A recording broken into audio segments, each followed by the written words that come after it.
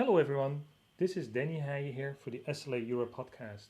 Today I'm joined by a new guest, Ali Crockford from the National Library of Scotland. Welcome, Ali. Hi, thank you, Denny. Could you briefly introduce yourself for our listeners? Sure. I'm the Wikimedian in residence at the National Library of Scotland, and I've been working here since last July, so just coming up on a year now. Okay, and that is a very intriguing title. What is a Wikimedian in residence? It's interesting that I get that question a lot. That tends to be the typical response when I say what I do.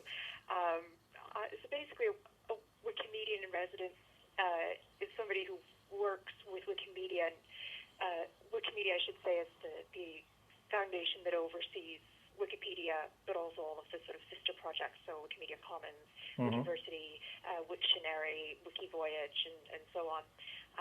So a Wikimedian in residence works with a cultural organization like a library or a museum, and sort of tries to help them establish a relationship with Wikimedia.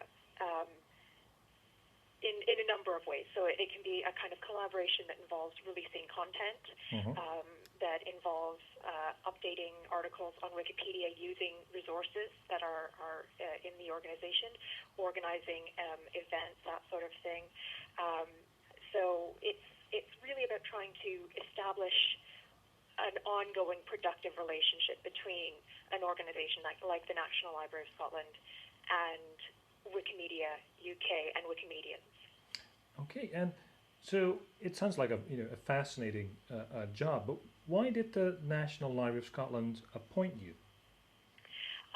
It's I think from what I understand, obviously I wasn't involved in the decision of why they wanted to go about creating the post, but from what I understand from my line manager and from colleagues at the library, this is really one part of a larger ongoing initiative in the National Library to change how the public perceives the library in terms of a public institution. So I think especially over the last 5 years, there's been an effort to shape the library into a place where people feel comfortable coming in and using the resources rather than a place that is sort of closed off and specifically for academics or sort of lone researchers.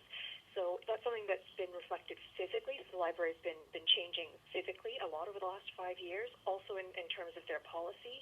So this is one part of that. And I know from speaking to the Deputy National Librarian, Daryl Mead, that the library has about 17 million items or thereabouts, something more probably. But the reading rooms in George IV Bridge here in Edinburgh only actually provide access to about 8,000 people a year, which Okay. is tiny.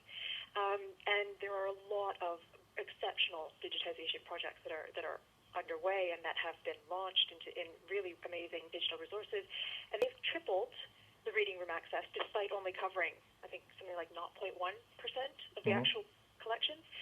But when you think about tripling about 8,000 people, and then you think about the millions of people that access Wikipedia each day, I think it's something around 12 million people a Yes. day. You're still only reaching a fraction of the audience that you might otherwise be reaching. So I think it's really about trying to open up beyond the pool that we're already reaching by sharing content and creating a partnership with Wikimedia. Yeah, I think I like that word partnership there because you can leverage or the library can leverage the scale of audience that Wikimedia can reach, but you have content that is relevant for them. So it's like a win-win for everyone in there. Yeah, absolutely. I mean, Wikimedia really wants to be able to provide the highest quality information and the content that it can, the fundamental principle is that information should be accessible to everybody Mm-hmm. freely and openly. And I think that, especially in libraries, that's something that most libraries can really get behind because that's kind of their their reason for being. Yep. They exist to provide information. So they really have a similar goal. And it's really encouraging to see organizations like the National Library and the British Library, of course, has had an exceptional partnership as well with Wikimedia, really acknowledging that this is something they share in common and working with that. Mm. And your position is within the library, I understand. So, yes. Yeah. So how have information professionals responded to the role of Wikimedian? I think the response has generally been incredible. So I mean, when I was being interviewed for the position, I had a lot of warnings given to me that, this is a very traditional organization and you're probably going to have to fight a lot, which was quite intimidating prior to starting the role. But actually, that's not really been my experience at all. I've found that staff at the library, from reference services through to curators, have been very interested, and so have librarians and information professionals I've spoken to at other organizations across Scotland. So there's been a lot of enthusiasm in the library, and especially I think in smaller libraries wanting to collaborate with the NLS and larger organizations. So the Mitchell Library has been asking about Wikimedians and about whether they might be able to get involved. And I've worked with the Glasgow Women's Library, the Scottish Poetry Library. So there's a lot of organizations that are really sort of perking up their ears about this.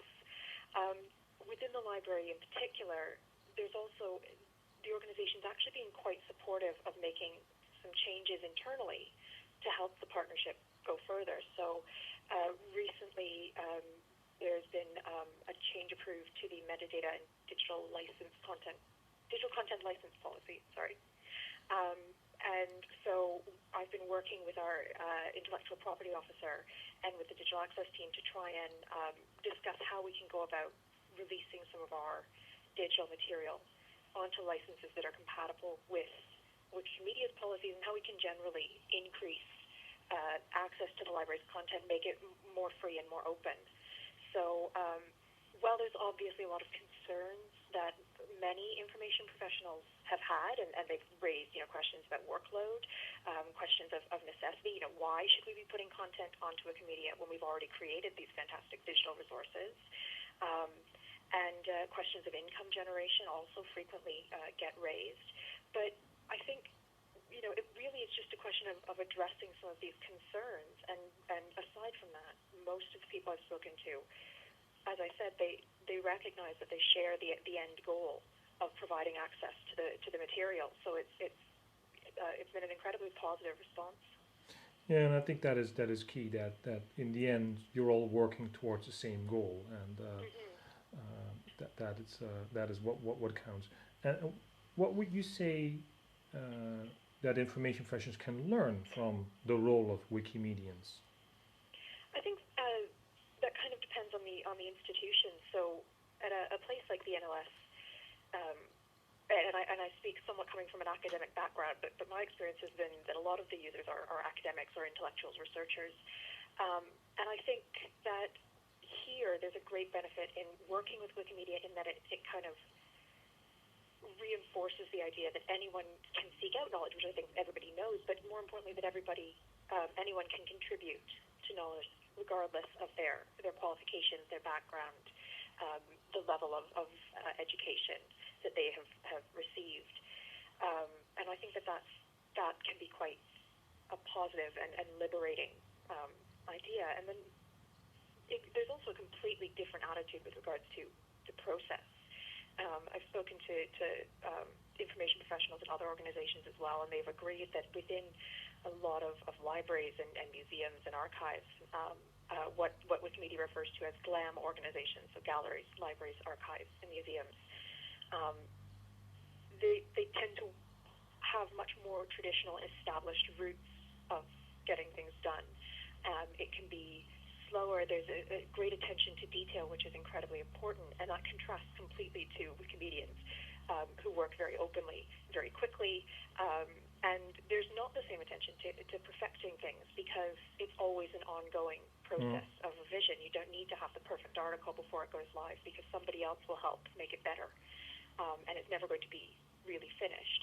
And I think that there's a lot that the two can learn from each other in terms of their approach to building knowledge and contributing to a kind of pool of knowledge and information. So they both have their positives and their negatives, but I think it's really fascinating to see what both sides can take from each other in terms of recognizing the possibilities about working online with free, open information, and also I think some of the concerns that both communities deal with regards to working online and sharing information online.